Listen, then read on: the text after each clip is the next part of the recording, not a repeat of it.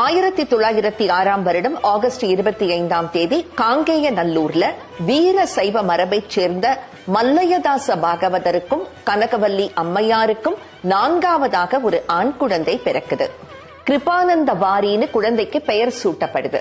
பள்ளிக்கு அனுப்பாமலேயே வீட்டுல தந்தையே எல்லா விஷயங்களையும் குழந்தைக்கு சொல்லிக் கொடுக்கிறாரு. தென்மடம் வரதாச்சாரியாரிடம் வீணையும் கற்றுக்கொள்கிறார் கிருபானந்த வாரி. சின்ன வயசுலயே கிருபானந்த வாரியிடம் தெய்வீக ஆற்றல் தெரிய ஆரம்பிச்சது. சங்கீத ஞானமும் அபார ஞாபக சக்தியும் அவருக்கு இருந்தது. தன் 8வது வயசுல வெண்பாக்கள் பாடத் தொடங்கினார். 12 வயசுக்குள்ளாகவே தேவாரம், திருப்புகழ், கந்தபுராணம், கம்பராமாயணத்திலிருந்து 10,000 பாடல்களை மனப்பாடமாக சொல்வாராம். அவர் மறைந்து போகும் வரை படிச்ச எதையுமே அவர் மறந்து போகவே இல்லை. 15வது வயசுலேருந்து தந்தையாரோட சொற்பொழிவாற்றத் தொடங்கி பிறகு தனியாக ஆன்மீக பிரச்சாரங்களை செய்ய தொடங்கினார்.